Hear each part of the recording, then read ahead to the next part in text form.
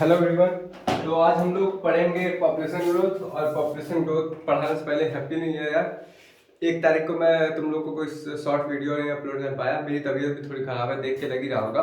तो आज देखो हम लोग पॉपुलेशन ग्रोथ पढ़ेंगे और दूसरा टॉपिक रहेगा हमारा ग्रोथ कितने प्रकार के होते हैं, अर्थात कि एक्सपोनेंशियल ग्रोथ और लॉजिस्टिक ग्रोथ पढ़ेंगे।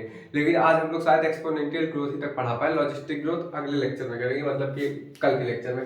तो देखो पॉपुलेशन यहाँ पे एनसीईआरटी ये बोलना चाह रही है कि हम अपना पॉपुलेशन बढ़ाते कैसे हैं या फिर घटाते कैसे हैं। तो देखो पॉपुलेशन ग्रोथ के 2 तरीके होते हैं और 2 तरीके होते हैं पॉपुलेशन घटाने के। तो सबसे पहले हम यहाँ पे 4 टर्मिनोलॉजी जानेंगे कि आखिर पॉपुलेशन बढ़ती कैसे और पॉपुलेशन घटती कैसे है। तो पहले पॉपुलेशन इंक्रीज करने के लिए 2 तरीके लिखो, नेटैलिटी। अब नेटैलिटी को हम लोग किससे डिनोट करते हैं, कैपिटल बी से। दूसरा इमाइग्रेशन, आई माइग्रेशन बोलते हैं इसको, आई माइग्रेशन। ये सब क्या होगा मैं बता रहा हूँ, आई माइग्रेशन को डिनोट करते हैं एन से। और ये सब इंक्रीज करने का है, तो यहाँ पे एक बार लिख लो तुम लोग, ये दोनों तरीका क्या है पॉपुलेशन डेंसिटी को इंक्रीज करने के लिए।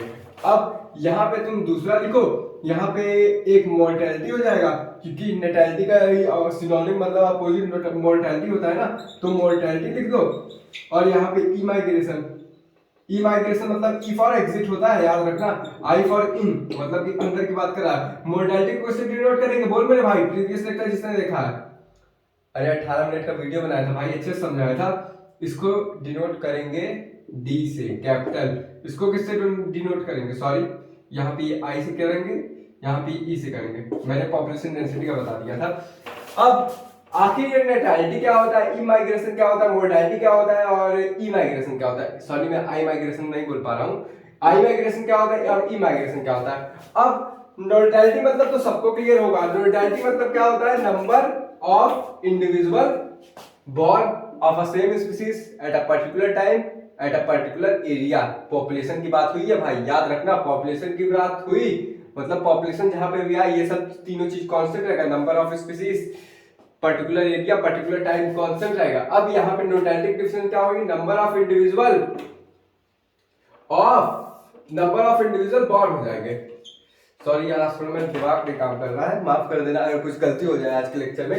तो नेटैलिटी का हमने क्या डेफिनेशन जाना कि नंबर ऑफ इंडिविजुअल बॉर्न कितने हुए, अर्थात कि कितने भी नंबर ऑफ इंडिविजुअल जन्म लिए वो नेटैलिटी होगा। और अच्छा एक बात बताओ, ये पर्टिकुलर एरिया है, ठीक है, ये पर्टिकुलर एरिया यहाँ पे 2-3 कपल है, ठीक है, 2-3 कपल हो गए और ये कपल आपस में इंटरब्रीड कर दिए, अर्थात क्रॉस कर लिया और यहाँ पे ये बच्चे पैदा कर दिए। तो क्या यहाँ की पॉपुलेशन इंक्रीज नहीं होगी, बोल मेरे भाई, कॉमन सेंस लगा, यहाँ पॉपुलेशन इंक्रीज हो गया इस पर्टिकुलर रीजन की।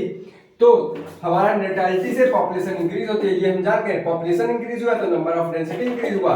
अब ई माइग्रेशन क्या होता है, आई माइग्रेशन क्या होता है, आई माइग्रेशन में ये मान लो दूसरे रीजन से कोई लोग है, दूसरे रीजन से यहाँ आ गए, इसी को बोलते हैं आई माइग्रेशन, अर्थात कि अंदर आना। आई मतलब इन, ई मतलब एग्जिट। तो यहाँ से कुछ लोग हैं, यहाँ से जो लोग यहाँ आ गए उसी को क्या हम लोग बोल देंगे, आई माइग्रेशन बोल देंगे। समझ में आ रहा है ना। तो आई माइग्रेशन की भी डिफिनेशन लिख लो। और आई माइग्रेशन क्या करता है, वो भी पॉपुलेशन डेंसिटी को कहीं ना कहीं इंक्रीज करता है। अब आई माइग्रेशन क्या होता है, इसके डिफिनेशन लिख रहा और मैं खट से इरेज कर दूंगा। Number of individual of same species that come into habitat from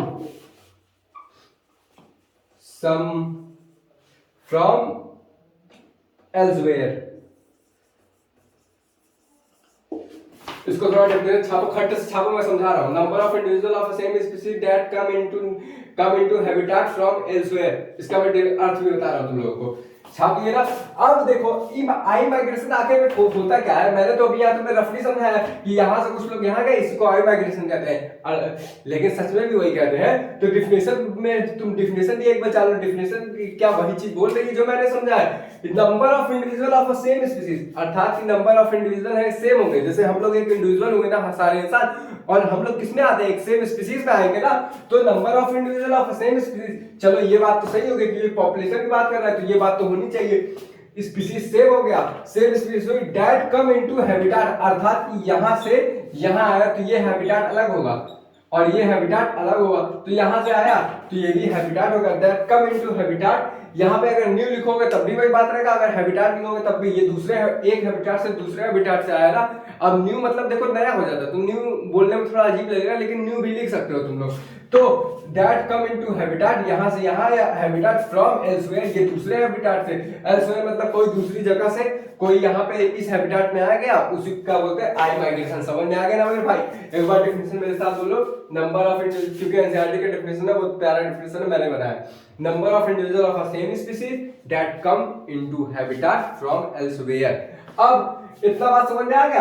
क्या मैं इसको इरेज कर सकता हूँ? ये दोनों तरीका याद रखना कि ये दोनों तरीका हमारा पॉपुलेशन ग्रोथ को इंक्रीज करने के लिए होता है। अभी आगे यूज पड़ेगा पॉपुलेशन ग्रोथ को, रुक दो भाई, पीओपी पॉपुलेशन ग्रोथ को इंक्रीज करने का तरीका होता है, अर्थात की डेंसिटी को इंक्रीज करता है। इतना समझ में आ गया? तो क्या मैं इसको इरेज कर सकता हूँ? इसके डेफिनेशन यार तुम लोग लिख लो, मैंने तुमको बताया ना, नेटैलिटी का डेफिनेशन लिखो, number of individual born of a same species at a particular time at a particular area. भाई ये कॉमन है, पॉपुलेशन की बात कर रहे हैं। आई माइग्रेशन क्या होता है? आई माइग्रेशन में क्या होता है? Number of individual of same species, अर्थात की नंबर ऑफ इंडिविजुअल जितने भी है उस सबकी सेम स्पीशीज। क्या होता है कि दैट कम इनटू हैबिटाट, वो किसी एक दूसरे हैबिटाट से एक दूसरे हैबिटाट में जाती है, उसी को बोलते हैं आई माइग्रेशन। समझ में आ गया? इसको मैं इरेज कर दूं। अब यहाँ पे हम लोग जानते हैं कि मोर्टेलिटी क्या होती है। मोर्टेलिटी मतलब मैंने तुमको उसी लेक्चर में बताया था जो 18 मिनट का था, जिसने नहीं देखा वो फिर से देख ले। आई माइग्रेशन में क्या होता है, यहाँ पे मैं समझा रहा हूँ। आई माइग्रेशन, ये मोर्टेलिटी में क्या होता है? Mortality is denoted by T. अब यहाँ पे क्या होता है, मैंने प्यारा सा डेफिनेशन बताया एकदम छोटा सा, number of individual die of a same species at a particular time at a particular region. Number of individual died, अर्थात कि यहाँ पे ये किसको बता रहा है कि पॉपुलेशन डेंसिटी कैसे कम होगी। तुम जरा कॉमन सेंस लगाओ, ये पर्टिकुलर एरिया है, यहाँ पे समझ लो कि 5 लोग रह रहे हैं, 1 2 3 मुंडी समझ लेना, 5 लोग रह रहे हैं, इसमें से ये मर गया, ये मर गया, तो क्या तुम्हारी पॉपुलेशन डेंसिटी डिक्रीज नहीं हुई? 5 लोग हैं, 5 लोगों में से 2 लोग मरे इस पर्टिकुलर रीजन में, ये एक पर्टिकुलर रीजन है, तो यहाँ पे क्या पॉपुलेशन डेंसिटी डिक्रीज नहीं हुई? तुम खुद सोचो, इस पर्टिकुलर एरिया में 5 जन है और उसमें से 2 जन मर गए, तो population density is denoted by n, वो कम हुई कि नहीं? तुम खुद सोच मेरे भाई। अब ये जो तरीका तुम्हारा पॉपुलेशन डेंसिटी ग्रोथ को डिक्रीज करने का, अर्थात कि पॉपुलेशन डेंसिटी को डिक्रीज करने का हो गया, और ये तरीका ई माइग्रेशन, ई मतलब एग्जिट होता है। अब सोच लो ये तुम्हारा रीजन है और यहाँ से कुछ लोग यहाँ आ गए, एग्जिट कर दिया, अर्थात ये जगह छोड़ के यहाँ आ गए, तो तुम्हारा पॉपुलेशन डेंसिटी इस पर्टिकुलर एरिया की डिक्रीज होगी कि नहीं? भाई पॉपुलेशन डेंसिटी पॉपुलेशन ग्रोथ अक्के होता है, समझ में आया? बस थोड़ा बहुत अंतर रहता है, वो निग्लेजिबल रहता है, समझ में आया क्या? तो मैं ये बोल सकता हूँ ये दोनों तरीका पॉपुलेशन डेंसिटी को डिक्रीज करने का और ये दोनों पॉपुलेशन डेंसिटी को इंक्रीज करने का, अर्थात की पॉपुलेशन ग्रोथ इंक्रीज करने का। इसका डेफिनेशन मैंने लिख दिया, number of individual die of a same species at a particular time at a particular area. अब इन माइग्रेशन का डेफिनेशन लिखो। पिछला डेफिनेशन मैंने क्या बताया? Number of individual of a same species that come into habitat from someone else, ये मैंने बताया था। अब ई माइग्रेशन का डेफिनेशन लिखो। मेरी आवाज थोड़ी बैठी लग रही होगी यार, तो यार थोड़ा कॉम्प्रोमाइज कर लेना। अब इसकी डेफिनेशन क्या लिखोगे? नंबर ऑफ इंडिविजुअल, अर्थात कि हम सब individual of same species that left, number of individual of the same species that left a habitat अर्थात की रहने की जगह, habitat and gone elsewhere, अर्थात किसी दूसरी जगह चला गया हो। क्या ये तुमको सब समझ में आ रहा है राइटिंग? अब इस डिफरेंस को छाप लो, खट से स्क्रीनशॉट लेना, स्क्रीनशॉट ले लो, लिख रहा हो तो लिख लो, बाकी छोटी छोटी चीजें ये लिख लो, ज्यादा सही रहेगा। अब इसकी डिफिनेशन क्या है? मैंने जो बताया कि यहाँ से कुछ लोग छोड़ के यहाँ चले जाते हैं, तो क्या ये डिफिनेशन मेरे ये समझाने को, लॉजिक को सेटिस्फाई कर रहा है? ये भी देख लो। Number of individual of a same species, common चीज है भाई, नंबर ऑफ इंडिविजुअल सेम से। अभी कुत्ता तुम्हारा यहाँ से कहीं और चला गया, उसको लोगे? अगर कुत्ते की बात होगी तब लोगे, इंसान की बात होगी और कुत्ता वहां चला जाएगा तब नहीं लोगे। तो number of individual of same species, इतना समझ में आ गया? दैट लेफ्ट अ हैबिटेट, अर्थात ये वाले हैबिटेट को लेफ्ट कर दिया, एंड गॉन एल्सवेयर, अर्थात दूसरे हैबिटेट में वो आ गया, उसे क्या कहेंगे? Immigration. Immigration is denoted by capital E, I migration is denoted by capital I. इतनी बात समझ में आ गई? इसको मैं इरेज करने जा रहा हूँ। हाँ, इसको इरेज करने जा रहा हूँ। ये जो पूरा चीज समझाया इस चीज से पॉपुलेशन डेंसिटी पे क्या प्रभाव पड़ता है वो जानो, क्योंकि मैं ये जब पढ़ा रहा हूँ तब भी बता दिया पॉपुलेशन डेंसिटी पे क्या प्रभाव पड़ता है। अब मैं इसको अच्छे से बताऊंगा ताकि तुम लोग को सीधे दिमाग में बैठ जाए। रटो मत, feel the biology bro and sisters. अब यहाँ पे देखो मैं बना रहा हूँ नेटैलिटी और यहाँ पे बना दे रहा हूँ क्या बना, मोर्टेलिटी बना दूँ, मोर्टेलिटी। और यहाँ पे मैं बना दे रहा हूँ आई माइग्रेशन मतलब एक जगह से दूसरी जगह होता है, ये तो जानते होगे ना भाई। और यहाँ पे ई माइग्रेशन अर्थात कि एग्जिट करना कहीं से। अब देखो क्या प्रभाव पड़ता है अर्थात कि क्या फर्क पड़ता है हमारा पॉपुलेशन डेंसिटी पे। ये तुम्हारा हो गया पॉपुलेशन डेंसिटी, ये थोड़ा बड़ा बन गया, इसको कुछ छोटा बना दूं। पॉपुलेशन डेंसिटी पे, पॉपुलेशन डेंसिटी किससे डिनोट की जाती है एन से। अब देखो अगर मोर्टेलिटी ज्यादा हुई तो तुम्हारा जो पॉपुलेशन डेंसिटी कम होगा कि नहीं, कम होगा ना, तो यहाँ पे कम को हम निगेटिव से दिखाते हैं। और अगर इमाइग्रेशन नोटैलिटी से समझते हैं, और अगर नोटैलिटी हुई तो तुम्हारा पॉपुलेशन डेंसिटी बढ़ेगी क्योंकि यहाँ पे जन्म ले रहे हैं। अगर इमाइग्रेशन हुआ अर्थात कि उस पर्टिकुलर एरिया से कुछ लोग एग्जिट किए तो तुम्हारा पॉपुलेशन डेंसिटी घटेगी। और अगर आई माइग्रेशन किए अर्थात कि उस पर्टिकुलर एरिया से उस एरिया में गए, दूसरे एरिया से तुम्हारे वाले एरिया में गए, तुम्हारे एरिया क्या होगा, पॉपुलेशन डेंसिटी जो है बढ़ेगा। ये छाप लो भाई, बहुत अच्छा पॉइंट है ये। माइनस मतलब डिक्रीज, प्लस मतलब इंक्रीज, छाप लिए। अब जरा तुम एक हम लोग फॉर्मूला डिराइव करते हैं यहाँ से। फॉर्मूला क्या डिराइव करना, फॉर्मूला डिराइव करना तो भौकाल शब्द है कि डेरिवेशन करना है। डेरिवेशन कुछ ना है, बस थोड़ा कॉन्सेप्ट की जरूरत है। अगर कॉन्सेप्ट जितना मैं बताऊं उतना क्लियर होगा तो फॉर्मूला आसानी से निकल जाएगा। वैसे निकालना कुछ नहीं है। अगर मान लो ये हमारा बी फॉर क्या होता है भाई, बी फॉर क्या होता है, नेटैलिटी प्लस आई माइग्रेशन हुआ तो तुम्हारा क्या पॉपुलेशन डेंसिटी बढ़ेगा, पॉपुलेशन डेंसिटी बढ़ेगा कि नहीं, तुम लोग खुद बताओ। अगर अच्छा ये सिंबल हटा दे रहा हूं, थोड़ा अजीब लग रहा होगा तुम लोग को। अगर तुम्हारा बर्थ नोटैलिटी बढ़ा और आई माइग्रेशन हो तो पॉपुलेशन डेंसिटी बढ़ेगा। और अगर तुम्हारा डेथ रेट बढ़ा अर्थात कि क्या डी से क्या डिनोट करते हैं हम लोग, मोर्टेलिटी प्लस ई माइग्रेशन किया तो हमारा नोटैलिटी घटेगा, एन घटेगा अर्थात कि पॉपुलेशन डेंसिटी घटेगी। इतनी बात समझ में आई। तो क्या मैं ये बोल सकता हूं अगर बी प्लस आई ग्रेटर हुआ डी प्लस ई से तो हमारा एन बढ़ेगा। अरे बोल मेरे भाई, एन बढ़ेगा कि नहीं। अरे देखो यार, बर्थ रेट बढ़ा, ई माइग्रेशन आई माइग्रेशन बढ़ा और डेथ रेट कम हुआ, ये ग्रेटर का सिंबल है ना भाई, ये ग्रेटर का सिंबल है ना, तो तुम्हारा डेथ रेट जो पॉपुलेशन डेंसिटी है वो बढ़ जाएगा। और अगर मान लो कि तुम्हारा डी प्लस ई ग्रेटर हुआ बी प्लस आई से तो तुम्हारा क्या होगा, डेंसिटी जो है घटेगा, पॉपुलेशन डेंसिटी, क्योंकि अर्थात यहाँ से कुछ लोग मर भी रहे हैं और यहाँ से कुछ लोग जा भी रहे हैं तो बढ़ेगा।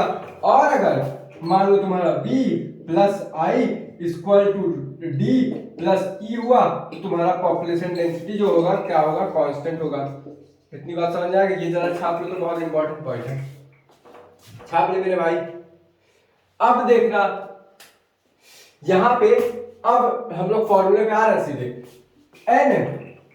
N T. अब ये एन टी क्या होता है, एन टी होता है तुम्हारा population density at time T. ये हमारा पॉपुलेशन डेंसिटी बता रहा है, कब की बता रहा है, एक पर्टिकुलर टाइम की, अर्थात कि उस टाइम की पॉपुलेशन डेंसिटी क्या होगी तुम्हारी, ये वो क्लियर करता है। और एन टी प्लस वन, अब यहाँ पे जैसे टी टाइम की बता रहा है तो इसको ले लो, पॉपुलेशन यहां से निकालना मेरे भाई, population density at time T plus one, population density at time T, भाई रट मत समझ, population density at time T plus one. समझ में आया भाई इतना। अब हम लोग अपने फॉर्मूले पे आते हैं। हमारा फॉर्मूला जो है, तो क्या मैं ये बोल सकता हूं एन, ध्यान से देखना, T plus one equal to N T, यहां तुम्हारा ब्रैकेट हो गया B plus I minus D plus D plus क्या रहेगा भाई, ई, ये तुम्हारा ब्रैकेट क्लोज, और ये भैया तुम्हारा है फॉर्मूला।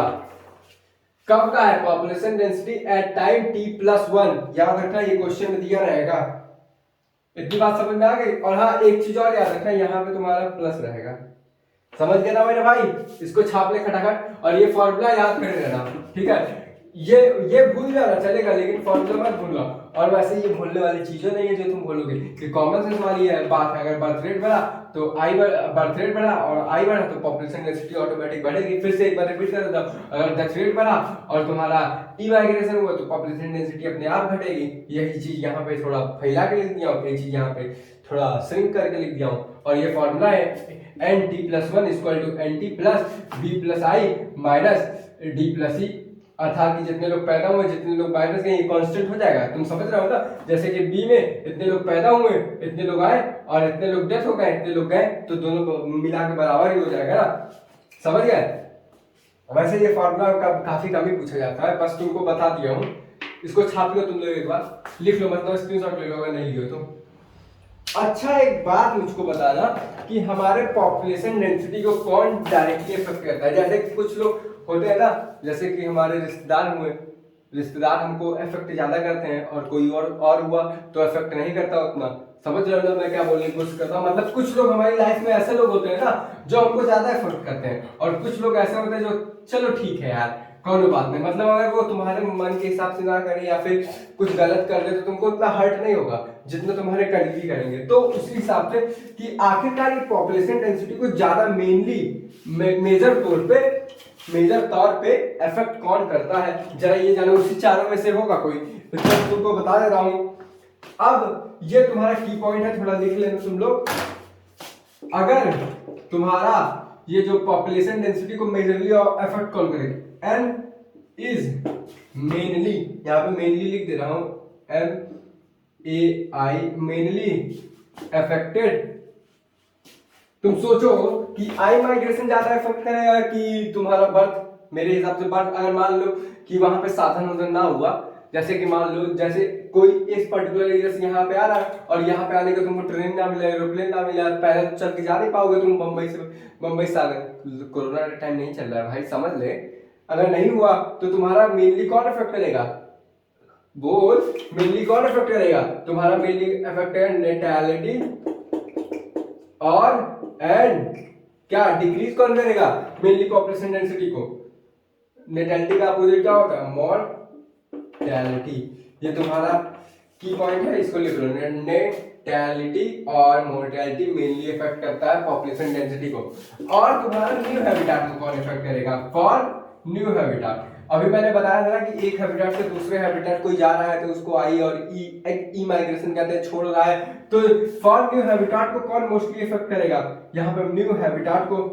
देखो भाई मैंने पहले ही समझा दिया था हैबिटेट को, ये यहाँ पे तुमको थोड़ा समरी टाइप कर दे रहा हूं ताकि तुम्हारे दिमाग में बैठ जाए। तो न्यू हैबिटेट को कौन इफेक्ट करेगा, आई माइग्रेशन और नहीं एंड है, एंड ई माइग्रेशन,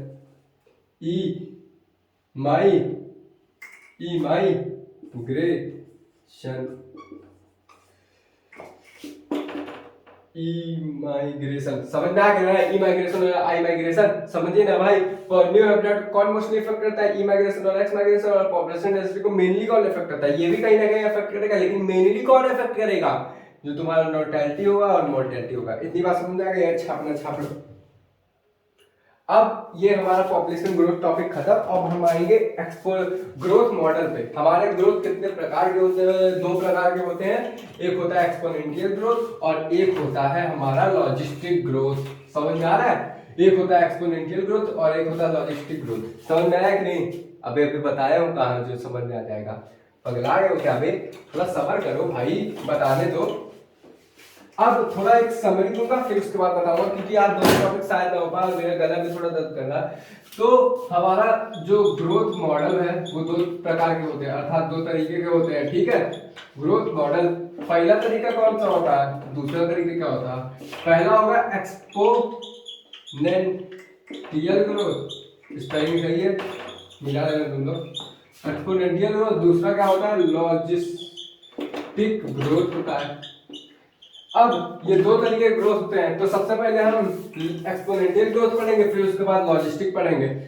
अच्छा, एक लॉजिस्टिक से थोड़ा लॉजिक वाला चीज नहीं आ रहा है? आ रहा है ना, चलो बाद में पढ़ेंगे। अब हम सबसे पहले ये जानते हैं कि एक्सपोनेंशियल ग्रोथ होता क्या है। तो देखो, एक्सपोनेंशियल ग्रोथ ऐसा ग्रोथ होता है ना, अच्छा मैथ वाले तो देखते नहीं होंगे वीडियो, क्योंकि बायोलॉजी वाला है। एक्सपोनेंशियल मतलब होता है कि जैसे कि मान लो कि ये हम 2 टर्म का यहाँ पे कोई यूनिट ले ली यहाँ पे, तो यहाँ पे एक्सपोनेंशियल एक्सपोनेंट के फॉर्म में हो जाता है। तो अगर 2 के ऊपर हम लोग 0 ले लिए तो इसका जो वैल्यू आएगा 1 आएगा, और अगर मान लो कि हम 2 के ऊपर 1 ले लिए तो इसका वैल्यू आ जाएगा 2 आ जाएगा, और 2 के वैल्यू 2 के ऊपर हम, ये एक्सपोनेंट है तुम्हारा। एक्सपोनेंट मतलब हमेशा डिजिट के ऊपर लगता है। यहाँ पे 2 ले लिए तो यहाँ पे 4 हो जाएगा, यहाँ पे 3 ले लिए तो यहाँ पे 8 हो जाएगा, और यहाँ पे तुम्हारा क्या बोलते हैं 4 ले लिए तो यहाँ 16 हो जाएगा। फिर ऐसे करते करते 16, 32, 64, 128, इसके आगे इधर नहीं करता है, टाइम आया वाला हो। इतना समझ में आ गया ना कि पावर ऊपर बढ़ता है। एक्सपोनेंशियल मतलब जनरली समझ लो पावर, और 2 के ऊपर 0 पावर तो 1 आएगा, 2 के ऊपर 1 पावर तो 2 आएगा, 2 के ऊपर 2 पावर तो 4 आएगा, ऐसे बढ़ते बढ़ते 128 तक चला गया।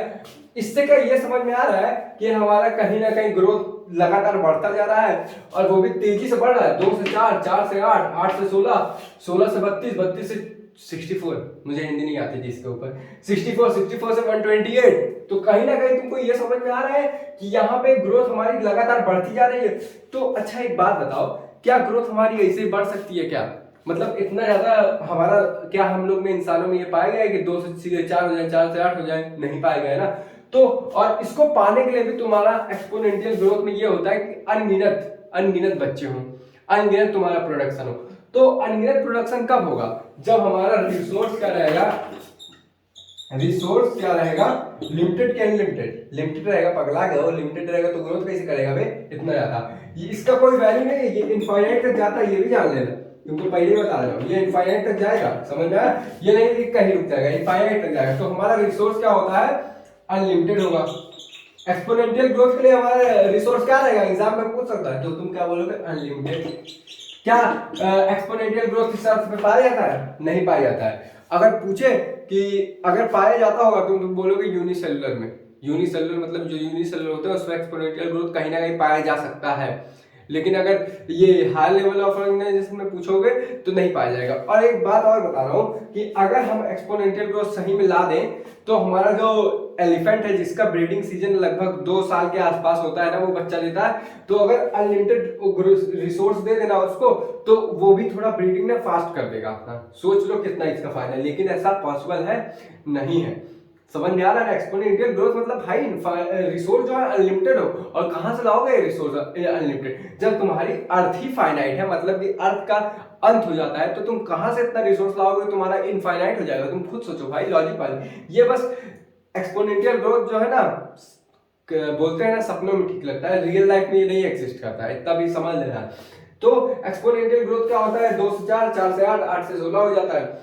तो यहाँ पे रिसोर्स अनलिमिटेड होगा। तो रिसोर्स में आखिर आता क्या क्या है, तुम ये भी सोच रहे होगे आखिरकार रिसोर्स में आता क्या क्या है। तो रिसोर्स में क्या क्या आता है ये जानना पहले, कि रिसोर्स में हमारा 2 चीज आता है। पहला आता है लैंड, अर्थात कि कितने जगह पे रहे, और दूसरा क्या आता है, खाए क्या, फूड। रिसोर्स में एग्जाम में पूछ सकता है रिसोर्स में क्या क्या तुम इंक्लूड करोगे मोस्टली, तो हम बोल देंगे हम रिसोर्स में लैंड यूज करेंगे और फूड यूज करेंगे, ठीक है। तो हमारा लैंड भी आना चाहिए, फूड भी आना चाहिए एक्सपोनेंशियल ग्रोथ के लिए, तभी तो इतना ज्यादा पैदा करेंगे। तुम खुद सोचो मेरे भाई, इतना ज्यादा तुम कैसे पैदा कर लोगे? कॉमन सी बात है ना, नहीं कर पाओगे ना। तो अब इसको मैं यहाँ पे, क्योंकि आज एक्सपोनेंशियल पे लेक्चर चलेगा पूरा अभी, तो यहाँ पे रिसोर्स पहले क्या हो जाता है, अनलिमिटेड हो जाता है। अब इसका एग्जांपल एक ले लो, इसका एग्जांपल क्या हुआ, यूनिसेलुलर। यूनिसेलुलर के आज छोटे से होते हैं, उनको कितना तुम रिसोर्स दोगे? उनके लिए तो रिसोर्स अनलिमिटेड दोगे, तब भी वो खा के मर जाते हैं, खा के मर जाते हैं, तो उनकी लाइफ साइकिल मेंटेन हो जाती है कहीं ना कहीं। तो ये लॉजिस्टिक ग्रोथ में तुमको बताऊंगा कैसे मेंटेन होता है, और RX स्ट्रेटजी होती है उसमें मेंटेन होगी, ये बताऊंगा। लेकिन यूनिसेलुलर यार कितना खाएगी, तुम खुद सोचो, एक छोटी सी सेल है वो कितना खाएगी न्यूट्रिशन, तो अनलिमिटेड ग्रोथ वो कहीं ना कहीं कर सकती है। तो यहाँ से हमको क्या आया, एक्सपोनेंशियल ग्रोथ में हमारा लिमिटेड रिसोर्स होना चाहिए, और ये इसका एग्जांपल क्या होता है, यूनिसेलुलर होता है। इतनी बात समझ में आ गई। अच्छा एक बात बताओ, जब तुम्हारे पास रिसोर्स अनलिमिटेड है तो क्या तुम रिसोर्स के बारे में सोचोगे? सपोज दैट ऐसे तुम ले लो कि मान लो मेरे पास बहुत पैसा है, इनफाइनाइट पैसा है, इनफाइनाइट बोल रहा हूँ, तो क्या मैं तुमको 100 रुपया दे दिया या फिर 1 लाख दे दिया, 1 करोड़ दे दिया, भाई मेरे पास इनफाइनाइट पैसा है ना, अनगिनत पैसा है, तो मैं तुमको 1 करोड़ दे दिया तो मुझको कोई फर्क पड़ेगा? तो नहीं पड़ेगा, ठीक है। और तो इसका हम लोग क्या ये फॉर्मूला लिख सकते हैं, इसमें भी फॉर्मूला है कि dn by dt directly proportional to dn, तो dn by dt equal to r by n, where r क्या होता है, b माइनस d, और इसको क्या बोलते हैं, इंटरस्टिक ग्रोथ रेट बोलते हैं। अर्थात कि इसको क्या बोलेंगे, जो हमारा ग्रोथ रेट बढ़ता है, कि इंटरस्टिशियल ग्रोथ जो होता है उसका रेट बताता है कि कितनी तेजी से ग्रोथ होगा। इंटरस्टिशियल यहाँ पे मैं जैसे तुमको बताया कि 2 हुआ, 4 हुआ, 6 हुआ, 8 हुआ, 2 4 8, 2 4 6 8 16 32, मान लो ऐसे ऐसे हो गया, तो हमारा कौन डिसाइड करेगा कि हमारा कितने बच्चे होंगे? समझ रहे हो ना, कौन डिसाइड करेगा कि कितने बच्चे होंगे? वैसे यहाँ 4 के बाद 8 होगा, 8 16 32। अब यहाँ पर तुम ये समझना कि इंटरस्टिशियल ग्रोथ रेट कौन बताता है। इंटरस्टिशियल मतलब पहले का कोई चीज, तो हमारा ग्रोथ कितना होगा, ध्यान से सुनना, हमारा ग्रोथ कितना होगा वो कौन बताता है, ये नंबर बताता है। अगर हम 4 हैं तो 8 पैदा करेंगे, अगर हम 8 हैं तो 16 पैदा करेंगे, अगर हम 16 हैं तो 32 पैदा करेंगे, 32 है तो 64 पैदा करेंगे, अगर हम 64 हैं तो हम कितना पैदा करेंगे, 128। अर्थात यहाँ पे देख रहे हो तुम, दो नंबर का गैप है, यहाँ पे 4, यहाँ पे कितना 8, यहाँ पे कितना 16, यहाँ पे कितना 32, यहाँ पे कितना 64। तुम देख रहे हो ना, इंटरस्टिशियल नंबर जितना ज्यादा है, अर्थात कि पहले का नंबर जितना ज्यादा हुआ उतना ही हमारा उसका दुगना हमारे बच्चे होंगे। मतलब 4 हुआ तो 8 हुआ, यहाँ पे कितना ग्रोथ हुआ, 4 हुआ, लेकिन पहले का अगर 8 हो गया तो हमारे बच्चे भी 8 गुना ज्यादा होंगे, मतलब कि 8 ज्यादा हो जाएगा। अगर 16 हुआ तो हमारे बच्चे भी जो होंगे ना 16 ज्यादा हो जाएंगे, 16 गुना बोल लो या फिर 16 ज्यादा बोल लो, समझ में आ रहा है ना। तो हमारा एक्सपोनेंशियल ग्रोथ के लिए कौन रिस्पॉन्सिबल होता है, कितना हमारा इंटरस्टिशियल ग्रोथ है, अर्थात कि इंटरस्टिशियल नंबर कितने हैं वो हमारा डिसाइड करेगा कि हमारा कितने बच्चे पैदा होंगे। यही डिसाइड करेगा कि हमारा कितने बच्चे पैदा होंगे, ये वाला नहीं डिसाइड करेगा, यही डिसाइड करेगा। अरे भाई 4 माँ बाप है तो 4 ही माँ बाप डिसाइड करेंगे ना कि कितने बच्चे होंगे, कि तुम बच्चों डिसाइड कर लेगा कि हम लोग कितने होंगे। सोचो, तो हमारा इंटरस्टिशियल वाले अर्थात इसको तुम पेरेंट्स के फॉर्म में समझोगे ना तो ज्यादा अच्छा रहेगा। तो हमारे पेरेंट्स डिसाइड करेंगे कि हम कितना होंगे, और ये पैटर्न सेम है कि जितने ज्यादा ये रहेंगे उतना ही वो भी होंगे उसके दुगना। तो हमारा यहाँ से ये कंक्लूजन मैं बताना चाह रहा हूँ, सिंपली तुम ये समझो कि हमारा इंटरस्टिशियल नंबर ही डिसाइड करेगा कितने बच्चे होंगे। समझ में आ गया इतना। अब इसका इक्वेशन जो है ये है, इसका formula dn by dt। dn by dt का मतलब क्या है, पॉपुलेशन इंक्रीज और decrease per unit time directly proportional r। n क्या है, पॉपुलेशन डेंसिटी है, और जो r है, r तुम्हारा b माइनस d है। इसी को हम बोलते हैं interstitial growth of rate. Interstitial growth का इंटरस्टिशियल ग्रोइंग रेट बोलते हैं, अर्थात कि कितना हमारा रेट बढ़ रहा है उसी को हम बोलते हैं इंटरस्टिशियल ग्रोइंग रेट। समझ में आ गया इतना। इसको जरा छापना है तो छाप लो। अब यहाँ पे यार देखो कुछ वैल्यू दिया एनसीईआरटी में, तो एनसीईआरटी से मैं देख के बता रहा हूँ। अच्छा एक पॉइंट यहाँ पे लिख लेना जो मैंने तुमको बताया कि रेट इज, हाँ ये वाली पॉइंट है, rate is decided by interstitial population. Interstitial की स्पेलिंग गलत हुई क्योंकि मैं देख के नहीं लिख रहा हूँ, बस मैं अगर देख के लिखूँ, बस मैं टॉपिक देखता हूँ क्या पढ़ा रहा है यार, इसलिए मैं थोड़ा बुक खोल के रखता हूँ। इंटरस्टिशियल लिख लो या फिर मैं देख लूँ इंटरस्टिशियल, वैसे मैं उसको लिखा हूँ तो तुम्हारा rate is decided by interstitial, अर्थात कि पहले वाला जो नंबर है वही डिसाइड करेगा कि हमारा कितने बच्चे होंगे, पॉपुलेशन डिसाइड करता है। इतनी बात समझ में आ गई।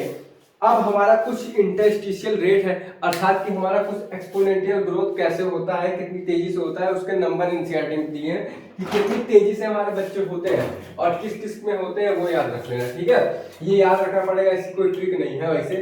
तो तभी इतना पॉइंट हो गया। ये पॉइंट की बात मैं लिख रहा हूँ, याद रखना। ये सब अगर छापना होगा छाप लेना। तो पहला हमारा है कि हमारा रेट का क्या है, नॉर्मल रेट, अर्थात नॉर्मल रेट ये ना, Norway rate, sorry Norway rate. अब यार इतना एग्जाम्पल नहीं याद रहता, तो 0.015 शायद रहता है इसका, हाँ नॉर्वे रेट। और हमारा बीटल्स का क्या रहता है, बीटल्स का क्या रहता है 0.12। और तुम्हारा ह्यूमन का क्या रहता है, ह्यूमन का कब करना है 1981 का क्या रहता है 0.025। अब इसको देखो, याद करने का तरीका मैं खुद नहीं बनाया हूँ, तो यहाँ पे कुछ डिस्कवरी करने का सोचते हैं तुम लोग के सामने। पहले ये देखो ये क्या बता रहा है नंबर, नॉर्वे जो रेट है इसका ग्रोथ जो एक्सपोनेंशियल ग्रोथ है वो 0.015 रेट से बढ़ता है, जो बीटल्स का है 0.12 के रेट से बढ़ता है। और ह्यूमन का 1981 में जो ग्रोथ रेट था, एक्सपोनेंशियल ग्रोथ जो था वो 0.0215 के, अर्थात कि कितनी गति से बढ़ रहा है, ये उसकी स्पीड बता रहा है। ऐसे बाइक में स्पीड नहीं दिया रहता, तो कितनी गति से बढ़ रहा है, 0.01 गति से बढ़ रहा है नॉर्वे का, बीटल का 0.2, ह्यूमन का 0.0205 गति से बढ़ रहा है। एकदम डेटा सही है, याद करना पड़ेगा, ऐसे दिमाग को फिट कर लो, इसको जरा छाप लो। तो इसका एक ग्राफ बताना है मुझको, छाप लिए। अच्छा ये एक बात मैं बता रहा हूँ तुमको, ये जो एक्सपोनेंशियल ग्रोथ है ना रियली एग्जिस्ट नहीं करता, क्योंकि हमारी अर्थ फाइनाइट है भाई, तो रियल में कैसे एग्जिस्ट करेगा। लेकिन लॉजिस्टिक ग्रोथ जो होता है रियल में एग्जिस्ट करता है।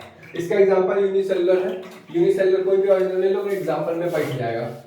अब इसका जरा ग्राफ देखते हैं हम, क्योंकि देखो यहाँ पे रिसोर्स तो अनलिमिटेड है, और रिसोर्स में क्या क्या आता है कि हमारा रिसोर्स में आ जाएगा तुम्हारा, बोल भाई क्या आएगा, फूड आएगा और लैंड आएगा। अब इसका एक ग्राफ देखते हैं हम लोग। आज मेरी तबीयत खराब है यार, प्लीज माफ कर देना कुछ भी गलती होगी तो। ये हमारा ग्राफ है, तो यहाँ पे टाइम हम ले लेते हैं, अर्थात कितने टाइम से बढ़ेगा, और यहाँ पे पॉपुलेशन डेंसिटी पर ले लेते हैं। तो हमारा क्या ग्राफ ऐसे बन सकता है, बता भाई, रिसोर्स अनलिमिटेड, तुम खुद सोचो, रिसोर्स अनलिमिटेड तो ग्रोथ भी अनलिमिटेड, ये ग्राफ बढ़ती जाएगी। यहाँ पे जैसे टाइम लेनी है, टाइम कोई भी ले लो यार, कोई जरूरी थोड़ी ना टाइम फिक्स करो।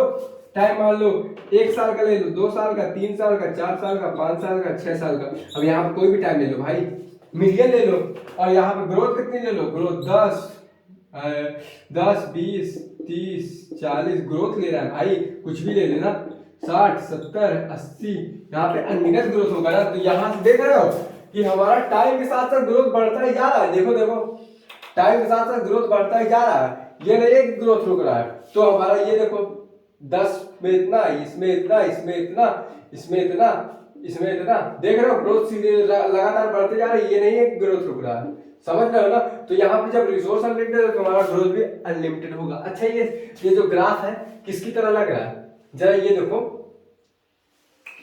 ऐसे तुम कोई लेटर बनाते हो, खच खच ऐसे कोई लेटर बनाते हो, मेरे ख्याल से जे बनाते होगे, तो ये ग्राफ किस शेप का है, सोचो ग्राफ किस शेप का हुआ, जे शेप का। तो यहाँ पे क्या मैं लिख सकता हूँ, ग्राफ इज जे शेप, ये जो ग्राफ है जे शेप का होता है, समझ में आ गया इतना। ये जो ग्राफ है जे शेप का होगा, देख लो तुम लोग, समझ में आ गया। अब बस इसमें इतना ही था, देख लो टाइम कितना हुआ है। अगर 33 मिनट में अगर एक्सपोनेंशियल ग्रोथ भी पढ़ना है तो बताओ, पढ़ा दूं। तो वैसे यार इसमें इक्वेशन तो बड़ा है, लेकिन अगर तुमको उड़ा उड़ा के बताऊंगा तो समझ जाओगे, पढ़ा देता हूँ यार। लॉजिस्टिक ग्रोथ कुछ है नहीं, लॉजिस्टिक ग्रोथ अब हम लोग जानते हैं आखिर लॉजिस्टिक ग्रोथ क्या होता है। अब लॉजिस्टिक ग्रोथ पर एक्सपोनेंशियल पर है, वरना तुम लोग भुला होने जाओगे, कंपेयर नहीं कर पाओगे। लॉजिस्टिक ग्रोथ देखो, लॉजिस्टिक ग्रोथ का मतलब थोड़ा लॉजिक से आता है। देखो नाम नहीं बोल रहा है कि आखिर लॉजिस्टिक ग्रोथ होता क्या है, तो तुम्हारा लॉजिस्टिक ग्रोथ, तो लॉजिस्टिक मतलब देखो यहाँ लॉजिक से आ रहा है, कुछ लॉजिक वाला। तो क्या मैं यहाँ पे ये बोल सकता हूँ, लॉजिस्टिक ग्रोथ में हमारा जो रिसोर्स होता होगा अनलिमिटेड होगा, अनलिमिटेड होगा, लिमिटेड होगा बे। और ये एक साइंटिस्ट ने कहा था कि ये रिसोर्स हमारा अनलिमिटेड होगा, और साइंटिस्ट का नाम था डार्विन।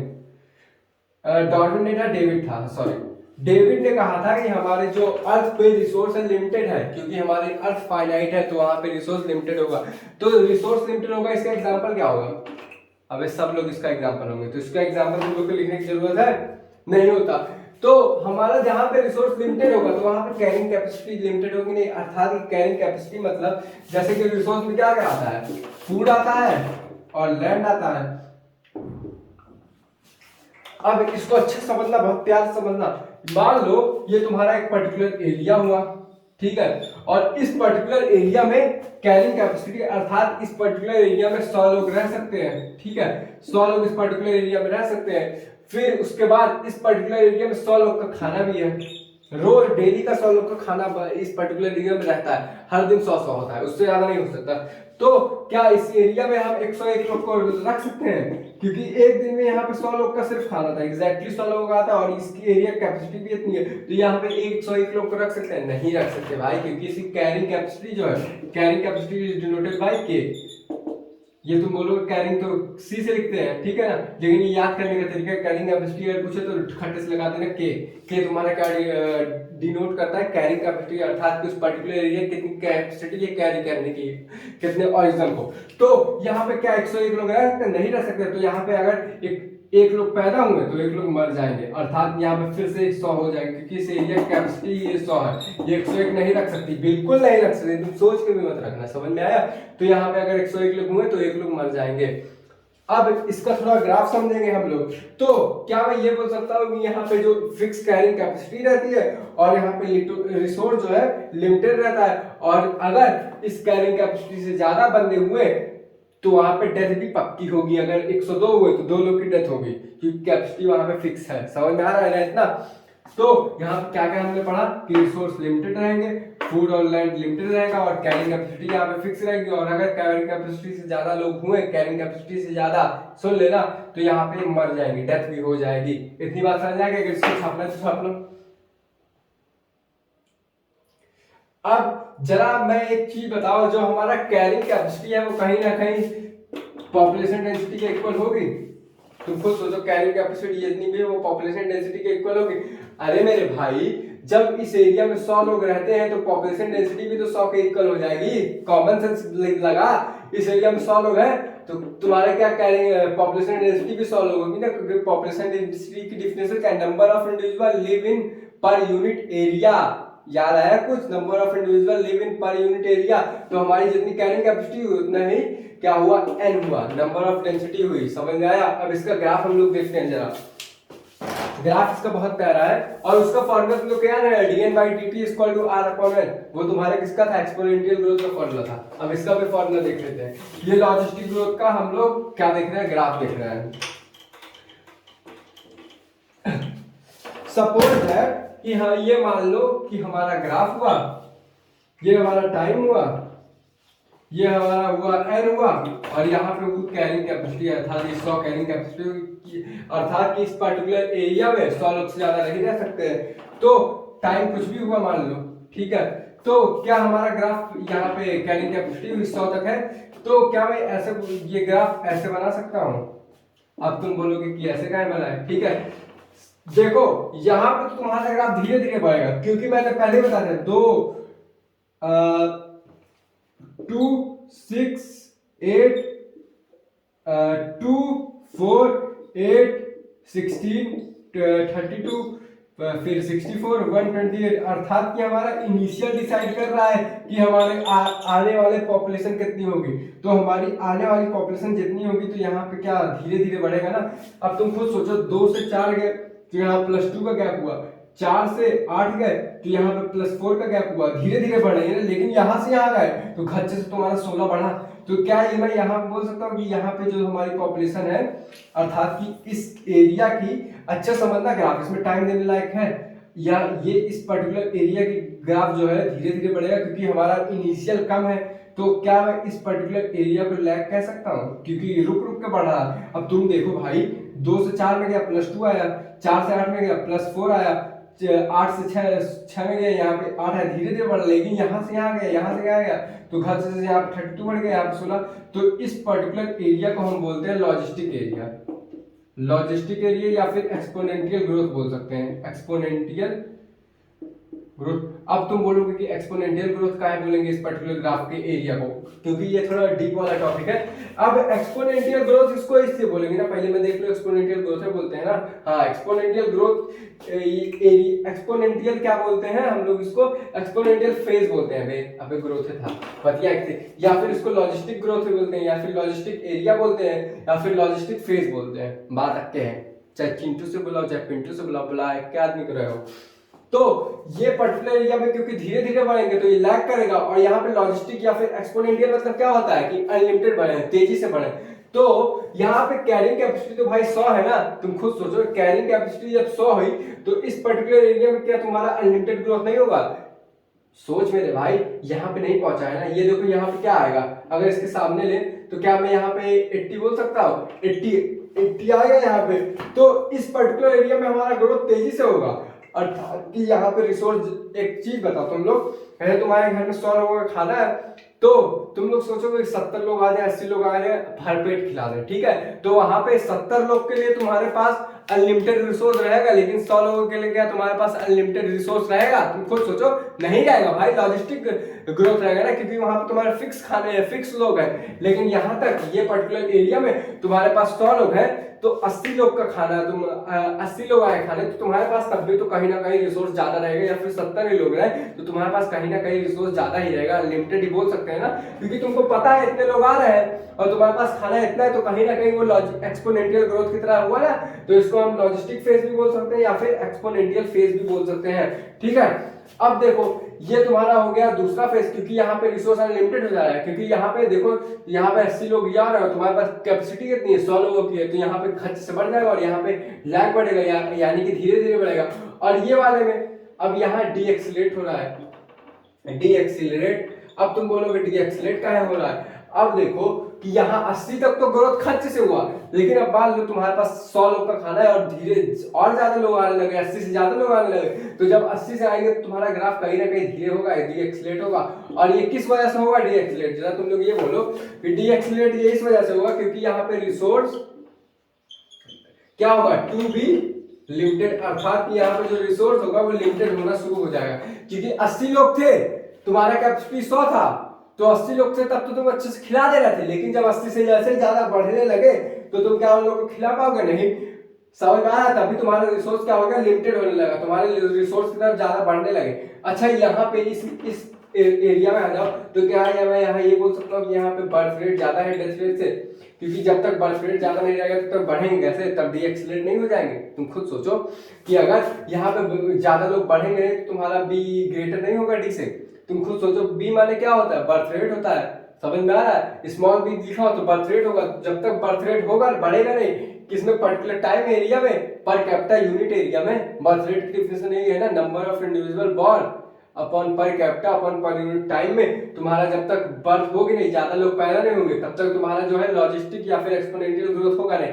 तो इस ग्राफ से हमें एक बार फिर से मैं रिकैप करवा रहा हूँ, यहाँ पे ग्रोथ धीरे धीरे होगी तो लैग फेज होगा, यहाँ पे तुम्हारा लगातार बढ़ेगा क्योंकि रिसोर्स तुम्हारा 100 तक है, तो यहाँ पे 80 लोग ही है तो तुम्हारा ग्रोथ एक्सपोनेंशियल होगा, अर्थात कि रिसोर्स हम लोग को भरपूर भरपेट मिल जा रहा है। और यहाँ पे जो नंबर ऑफ बर्थ रेट है वो ज्यादा होगी, क्योंकि यहाँ पे जल्दी से स्पीड मतलब एक्सीलरेट कर दे रहा है ना, तो यहाँ पे हम लोग क्या बोल सकते हैं, बर्थ रेट ज्यादा in comparison to death rate, क्योंकि यहाँ पे मर ही नहीं जा रहे लोग। तुम खुद देखो यहाँ पे धच्चे से ऐसे ग्राफ बढ़ रहा है कि नहीं, तो यहाँ पे क्या तुम ये नहीं बोल सकते कि बर्थ रेट ज्यादा होगा डेथ रेट से, तभी ना ग्राफ बढ़ेगा, अगर डेथ रेट ज्यादा हो तो कम नहीं हो जाता। फिर यहाँ पे क्या हुआ, ग्राफ धीरे होने लगे, यानी कि डी एक्सीलरेट होने लगा। क्यों डी एक्सीलरेट हो रहा है, अब तुम 100 लोग का खाना बनाए हो, 80 लोग से ज्यादा रहेगा तो कहीं ना कहीं थोड़ा दिमाग में हिचक रहेगी ना तुम्हारे, अगर उससे ज्यादा आगे उससे ज्यादा आगे तो क्या होगा, उससे ज्यादा आगे टपकाना पड़ जाएगा, समझ रहे हो ना। तो यहाँ पे जो ग्राफ है डी एक्सीलरेट होने लगे, और ये ग्राफ काहे डी एक्सीलरेट हुई, क्योंकि यहाँ पे रिसोर्स लिमिटेड हुए। अब इस एरिया को क्या कहते हैं, ये भी एरिया आ जाता है, इसको बोलते हैं ए सिम्पटोट। ये ए सिम्पटोट काहे कहते हैं, क्योंकि यहाँ से अगर ऊपर कोई बंदा गया तो क्या हो जाएगा भाई, मर जाएगा। तो यहाँ पे क्या मैं ये लिख सकता हूँ कि बी माइनस डी होगा, के स्क्वायर टू एन होगा। अर्थात कि जितनी कैपेसिटी है उतने ही तुम्हारा पॉपुलेशन डेंसिटी रहेगा, और बी माइनस डी, जितने लोग पैदा होंगे उतने ही लोग मरेंगे। तो यहाँ पे अल्टीमेटली यहाँ पे 0 हो जाएगा, क्योंकि जितने लोग पैदा हुए उतने लोग मर गए, तुम्हारा पॉपुलेशन डेंसिटी 0 होगी, अर्थात ये 100 के बराबर होगी, क्योंकि इसको 100 करना है भाई। ये नहीं चाहेगा कि तुम 100 से ज्यादा चले जाओ, समझ रहे हो ना, ये चाहेगा कि तुम 100 पे फिक्स रहो, क्योंकि तुम्हारी कैपेसिटी भी उतनी है। तो क्या करोगे, जितने लोग अगर यहाँ पैदा हो गए तो उतने लोग को मार दोगे, अल्टीमेटली हमारा बी माइनस डी जो हो जाएगा यहाँ पे 0 हो जाएगा एसिम्प्टोट में, और यहाँ पे k इक्वल टू n हो जाएगा, अर्थात कि जितनी पॉपुलेशन डेंसिटी तुम्हारी है उतनी तुम्हारी कैरिंग कैपेसिटी के बराबर होगी। इतनी बात समझ में आ गई, इसको छाप लो तो छाप लो, समझ में आ गया ना। तो अच्छा ये बताओ मुझको, ये बी माइनस डी हमने क्या पढ़ा था कि r इक्वल टू होता है बी माइनस डी, समझ में आ गया। रेट होता है, रेट क्या होगा, कांस्टेंट होगा, क्योंकि B minus D equal to 0 तुम्हारा कांस्टेंट ऑटोमेटिकली हो जाएगा, समझ में आ गया। थोड़ा ग्राफ थोड़ा गंदा गया है, पर समझने के लिए समझ ले भाई। अब तुम्हारा ये ग्राफ अच्छा किस शेप का दिख रहा है, तो थोड़ा तुम खुद सोचो, सिग्मॉइड शेप का नहीं दिख रहा है, एस शेप का नहीं दिख रहा है, ये देखो सिग्मॉइड शेप का। तो हम क्या ये बोल सकते हैं कि ये ग्राफ जो होगा सिग्मॉइड कर्व होगा, अर्थात कि सिग्मॉइड कर्व होगा इस ग्राफ का शेप। और इस ग्राफ को एक और नाम देते हैं, पहले तुम शेप लिख लो, इस ग्राफ को क्या होगा, ये लिख लो सिग्मॉइड कर्व होगा। इस ग्राफ को हम वेलोसिटी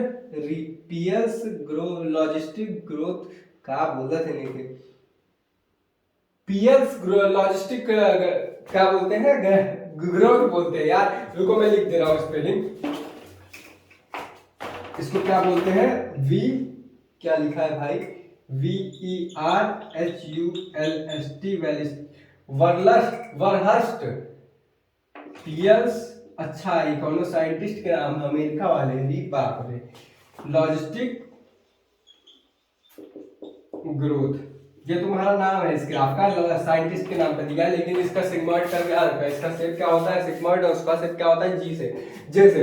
और वर्हस्ट पल्स पीएल्स लॉजिस्टिक ग्रोथ इसका जो है नाम होता है, वैसे प्रोनाउंसिएशन वर्हस्ट पीएल्स लॉजिस्टिक ग्रोथ इसका नाम पड़ा है। ये सब फालतू चीजें हैं। अब इसका फॉर्मूला क्या होता है, तो यहाँ पे एक बार फिर से मैं खड़ा बोल दूं, यहाँ पे लैग हो रहा है क्योंकि यहाँ पे जो इनिशियल है, जो इनिशियल ग्रोथ है वो कम, इनिशियल पॉपुलेशन है वो कम हो रही है, अर्थात कि इनिशियल पॉपुलेशन हमारा डिसाइड कर देगी कि हमारा पॉपुलेशन आगे कितनी बढ़ेगी, तो यहाँ पे लैग होगा और यहाँ पे एक्सीलरेट करेगा, और इसको हम क्या बोलते हैं एक्सपोनेंशियल फेज, क्योंकि यहाँ पे रिसोर्स जो है अनलिमिटेड होगा। कि क्यों अनलिमिटेड होगा, कि यहाँ पे 80 लोग हैं और तुम्हारे पास 100 लोगों का खाना है, तो यहाँ पे रिसोर्स जो है अनलिमिटेड बढ़ेगा, अर्थात में यहाँ पे ये बोल सकता हूँ बर्थ रेट ज्यादा होगा, डेथ रेट, और यहाँ पे डीएक्सीलरेट होगा क्योंकि तुम्हारा 80 लोग से ज्यादा होने लगेंगे, तो तुम कहीं ना कहीं सोचोगे कम से कम लोग है, तो यहाँ पे डीएक्सीलरेट होने लगे, अर्थात यहाँ पे रिसोर्स लिमिटेड होने लगा। और यहाँ पे एसिम्प्टोट में आ जाओगे तो एसिम्प्टोट में क्या होगा तुम्हारा, अगर इससे ऊपर ही गया कोई, अगर इससे ऊपर पैदा होने की कोशिश की तुम्हारे उतने मर भी जाएंगे, तो अर्थात B minus D equal to 0, और बी माइनस डी को हम क्या बोलते हैं, आर बोलते हैं। आर क्या होता है, इनिशिएटिंग रेट बोलते हैं, जो अर्थात कि यहाँ पे जो 2-4 होता है इसी को इनिशिएटिंग रेट बोलते हैं, और बी माइनस डी फॉर्मूला होता है, और यहाँ पे क्या होता है के इक्वल टू एन हो जाता है। इतनी बात समझ में आ गई, एक शॉर्ट में बता दिया। और इस ग्राफ का शेप कैसे होता है, सिम्बॉइड शेप होता है, और वर्हस्ट पीएल्स लॉजिस्टिक ग्रोथ, ये एक साइंटिस्ट के नाम पे ये ग्राफ पड़ गया है। अब इसका हम लोग थोड़ा फॉर्मूला या फिर डेरिवेशन और डेरिवेशन देख लेते हैं, ठीक है। आज का टॉपिक ज्यादा लंबा हो रहा है और मेरा गला थोड़ा है ना भाई गड़बड़ा गया है, इसका हम लोग थोड़ा वो देखते हैं। अच्छा एक बात बताओ मुझको, अगर तुम्हारे पास पैसा ज्यादा रहा, इनफाइनाइट पैसा रहा, जैसे मैंने एक्सपोनेंशियल ग्रोथ में बताया, अगर इनफाइनाइट पैसा हुआ तो तुम नहीं गिनोगे, लेकिन अगर तुम्हारे पास फाइनाइट पैसा हुआ, अर्थात कि तुम्हारे पास 100 रुपए होंगे, तुम 50 रुपए देने से पहले सोचोगे, है कि नहीं, तो उसी हिसाब से अब हम लोग वो करते हैं, डेरिवेशन करते हैं। अब इसके पीछे क्या लॉजिक था थोड़ा ये भी समझ लो, D minus D T dn upon dt directly proportional to dn हुआ, ठीक है। ये तुम्हारा हो गया किसका, एक्सपोनेंशियल ग्रोथ का, क्योंकि बीच में तुम्हारा एक्सपोनेंशियल फेज भी आया था ना। और अब dn upon dt directly proportional to the k minus n upon k, ये तुम्हारा दूसरा होगा। क्यों, क्योंकि यहाँ पे जो कैरिंग कैपेसिटी है वो फिक्स है ना भाई, कैरिंग कैपेसिटी फिक्स है, तो तुम्हारे यहाँ पे बीच वाला फेज का बताया है कि एक्सपोनेंशियल ग्रोथ हो रहा है, लेकिन यहाँ पे कोने बता रहा है कि हमारा जितना कैरिंग कैपेसिटी है वो भी फिक्स है। तो क्या एक चीज बताओ कि अगर हमारा पॉपुलेशन डेंसिटी बढ़ेगा तो हमारी कैरिंग ये पूरा जो है घटेगा नहीं, तुम खुद सोचो कि अगर हमारा पॉपुलेशन डेंसिटी बढ़ गया 100 से 102 हो गया तो हमारा कैरिंग कैपेसिटी घटेगा कि नहीं, क्योंकि हमारा कैरिंग कैपेसिटी तो फिक्स होगा और पॉपुलेशन ग्रोथ तुम करोगे तो हमारा कहीं ना कहीं तो घटेगा ना ये पूरा चीज, क्योंकि हमारा ये जो होता है पॉपुलेशन डेंसिटी वो किसके इक्वल होना चाहिए, के इक्वल होना चाहिए। तो अगर ये बढ़ा तो हमारा ये पूरा घट जाएगा, क्योंकि हमारा जो कैरिंग कैपेसिटी है वो फिक्स होती है और पॉपुलेशन डेंसिटी को तो बढ़ाओगे तो हमारा कैरिंग कैपेसिटी घटेगा। समझ में आ रहा है ना लॉजिक? तो ये हमारा हो गया इक्वेशन फर्स्ट, ये हो गया इक्वेशन सेकंड। अब तुम लोग बोलोगे कि यार फिजिक्स वाला कैसे लाना पड़ेगा भाई, इंपॉर्टेंट। तो यहाँ पे मैं फॉर्मूला लिख रहा हूँ by equation first and second. अब मेरा फॉर्मूला देखना, तो क्या भाई ये बोल सकता हूँ कि dn by dt equal to r n 1 minus n by k। ये तुम्हारा हो गया फॉर्मूला। अरे मेरे भाई ये यहाँ पे हुआ तो इसको कॉमन ले लिए, तो यहाँ पे 1 लिख दिए, यहाँ पे k लिख दिए, बात है ना, ये हटा दिए। समझ रहे हो ना? अरे इतना तो फिजिक्स जानते हो ना यार, समझ गए। और ये तुम्हारा हो गया फॉर्मूला, इसको अपने दिमाग में घोल के रख लो। तो आज बस इतना ही। ये तुम्हारा फॉर्मूला कितना हो, लॉजिस्टिक का हो, और तुम्हारा उसका फॉर्मूला क्या होता है, एक्सपोनेंशियल का dn by dt is equal to n by r। और n ये क्या होता है, इंटरस्टिशियल ग्रोथ होता है, अर्थात कि पहले का ग्रोथ का रेट बताता है कि जितने पहले होंगे उतने बाद में होंगे। तो b माइनस डी इसका फॉर्मूला होता है, इक्वल टू 0 इसमें हो जाएगा। और यहाँ पे भी b माइनस डी होगा, और जितना बढ़ेगा उतना घटेगा, वो मिला के यहाँ पे कांस्टेंट होता है वैसे ये वैल्यू। ये तुम्हारा हो गया उसका एक्सपोनेंशियल, ये होगा लॉजिस्टिक। ये दोनों अच्छे से लिख लेना, अगर स्क्रीनशॉट लेना है स्क्रीनशॉट ले लो। तो चलिए आज की बातें यहीं तक, कल की बातें कल करेंगे। जय हिंद, जय भारत, साइनिंग ऑफ।